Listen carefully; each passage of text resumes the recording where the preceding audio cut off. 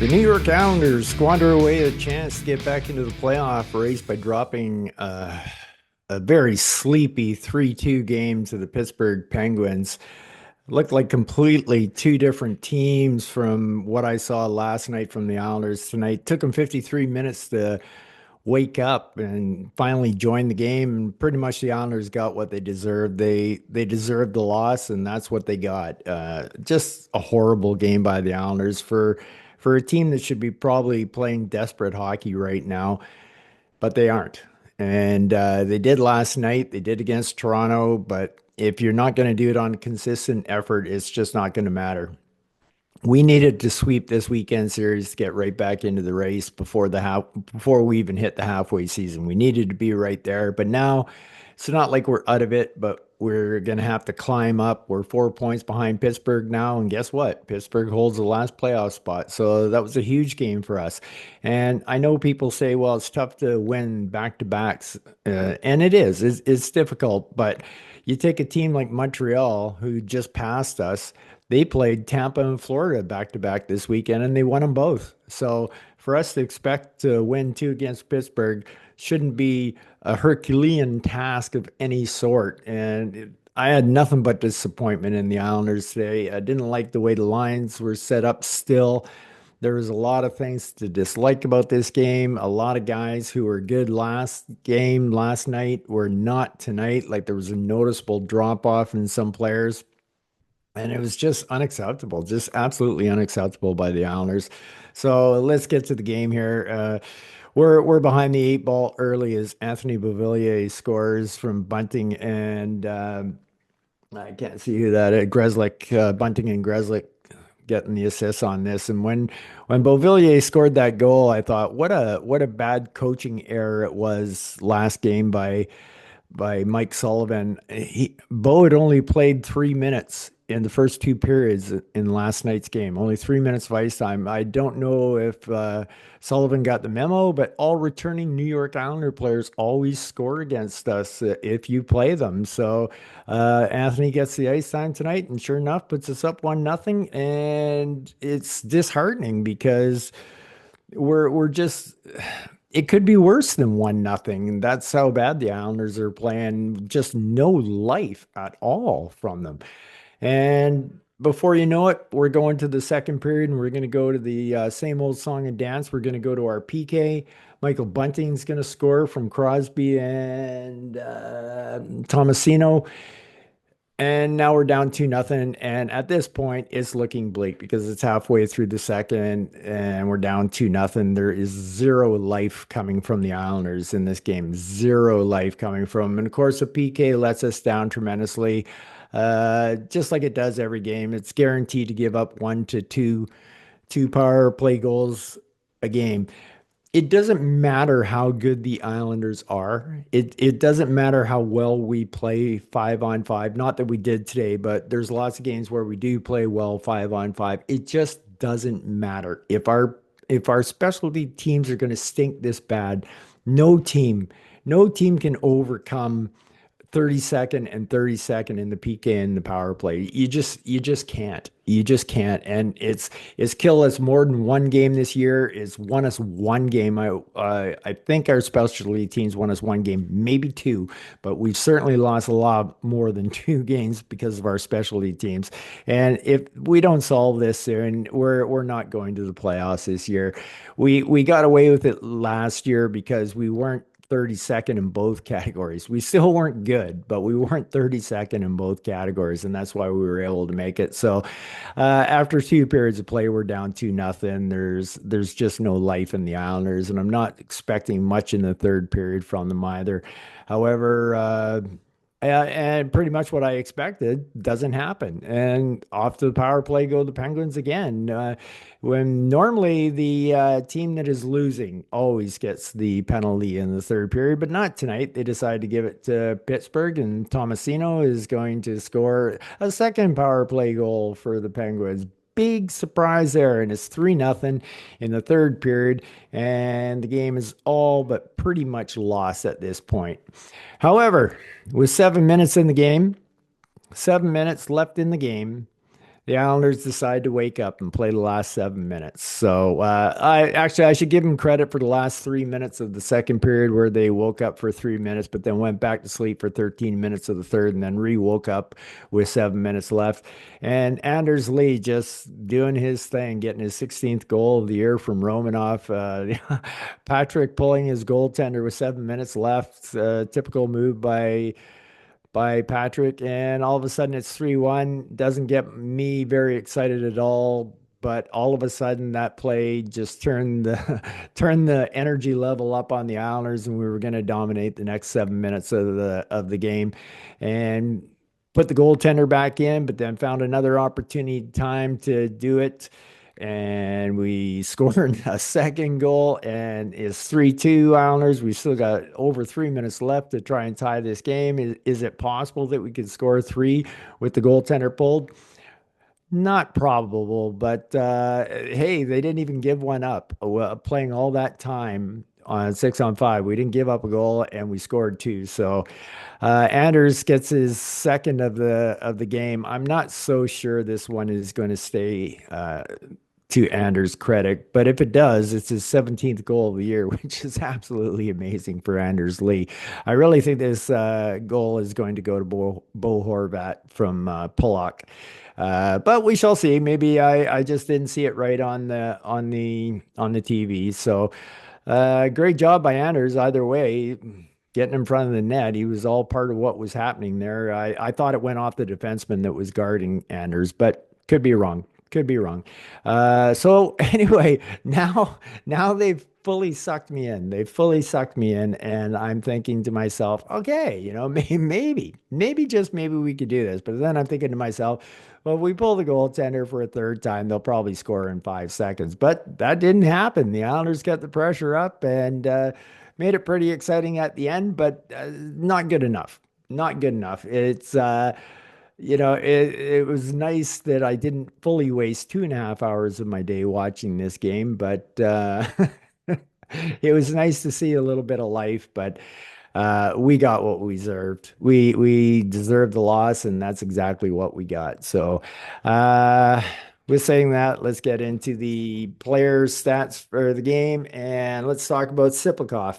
Now, Siplikov was pretty interesting tonight because once again he was being punished and put on the fourth line. I've never seen our fourth line look so good. So our fourth line pretty much was our best line for the first period and a half until Siplikov got taken off that line. And then all of a sudden, once he finally got put back with Palmieri and Nelson, all of a sudden Palmieri and Nelson looked really good again. The magic was back. They had lots of pressure.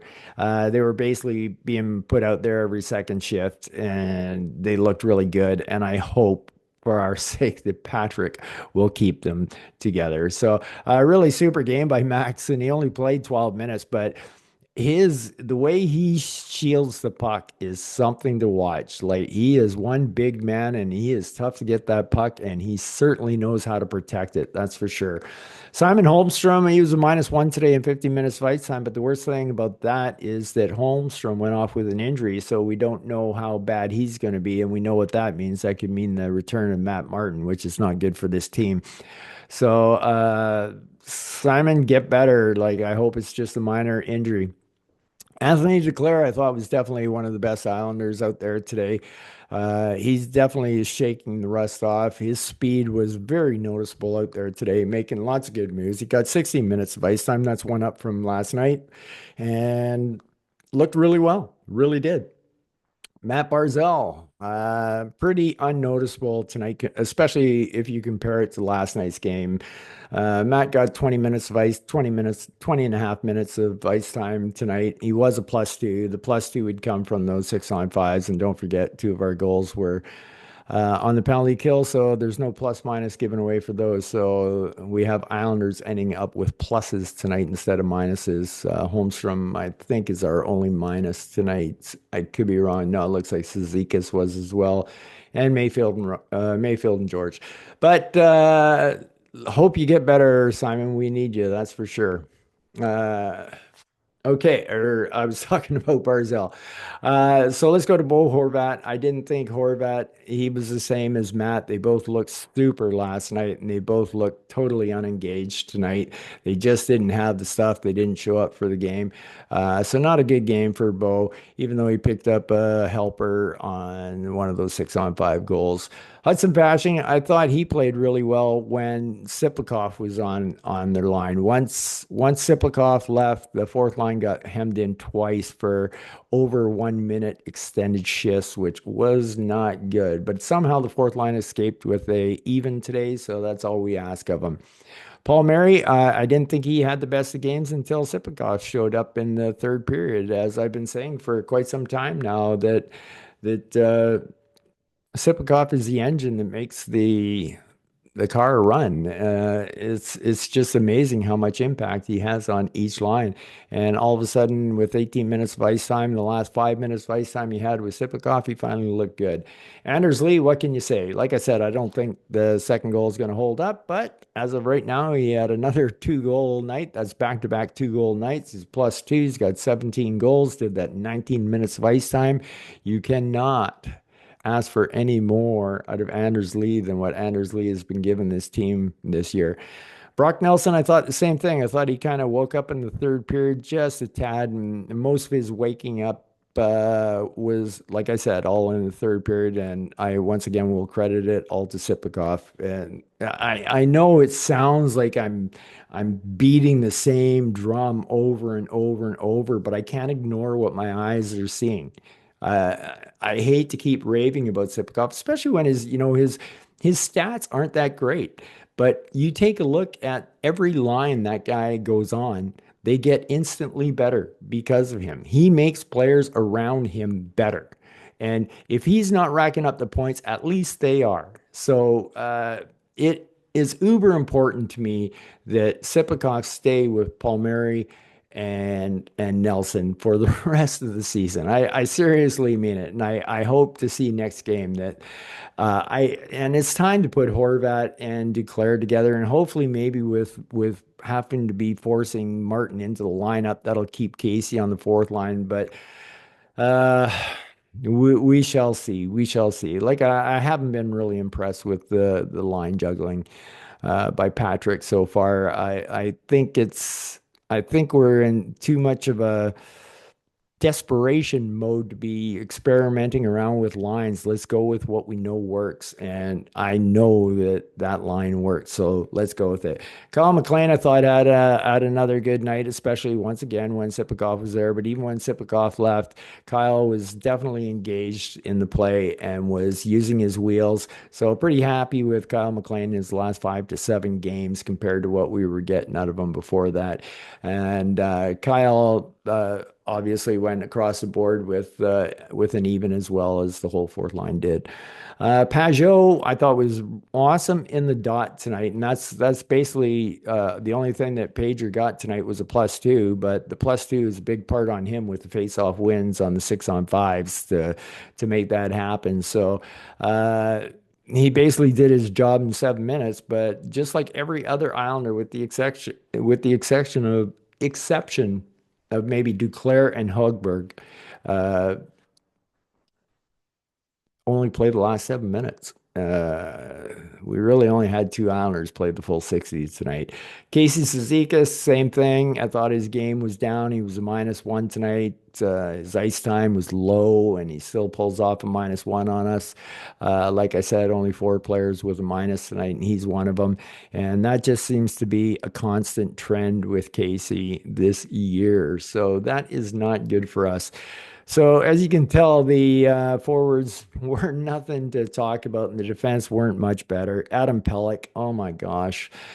Adam somehow ended up a +1, but that's only because, like how I said, it went down two power play goals, don't count in the plus minus, and we get two unexpected 6-on-5 goals to give him a +1, which means in actuality, Adam was a -1 before those two goals on the 6-on-5.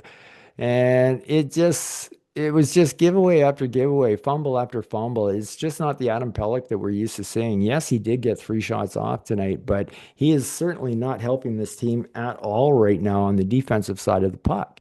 And that is where we count on Adam Pelech to be good. And he's just has not been since he has returned from the injury. Pollock got himself an assist tonight. He was a +1 in 19 minutes of ice time. He was a little better than, well, he was a lot better than Pellick, but he still wasn't good either. So there was just way too many giveaways by the Islanders tonight. Way too many giveaways.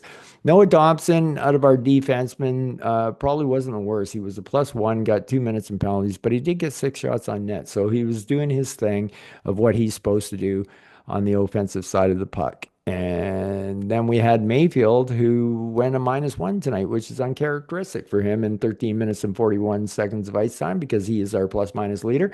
Uh, but like I said, no Islander had a good game. Alexander Romanov, I thought of our defense, and man, I thought Dobson and Romanov were definitely the best pair between us. Romy picked himself up an assist tonight, and geez, he had a shot there with about 2 minutes left that just missed the net, and there was about a foot of net to go into. So if you had just, it would have went in, it would have tied the game, it would have been something. So I thought Romanov had a pretty good game. I did think Isaiah George kind of struggled tonight. He got 16 minutes of ice time, but he has a tendency of getting cornered with his decisions of where he wants to go with the puck sometimes, and that was kind of happening to him tonight, which led to him getting double teamed and then losing the puck. So need a little bit of smarter play out of Isaiah. I never get too mad at Isaiah because he's still a rookie learning the ropes, but not the greatest of game for Isaiah. I know he can play better because I've seen it in other games. How about Hogberg?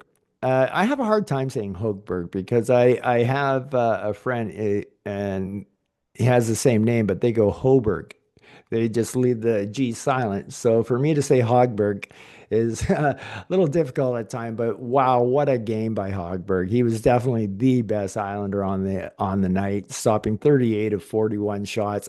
And there is about three of the spectacular variety. He was outstanding, 927 save percentage. We didn't lose a beat by having him in the net. We wouldn't have won this game with Sorokin in the net, and I don't think we would have won it with Varlamov in the net either.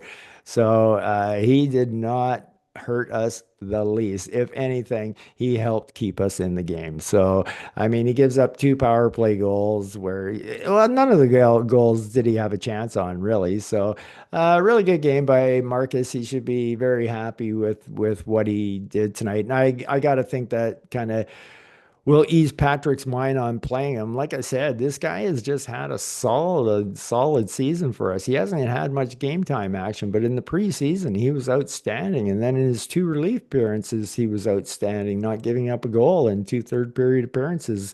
And then he comes out and plays like this for 60 minutes. So the Islanders have to be happy about that. So anyway, that's all I got to say about the players. It's really, really disappointing that we didn't win this game. No, the sky is not falling and we're not out of the playoffs yet. But at some point, we have to start stringing some wins together.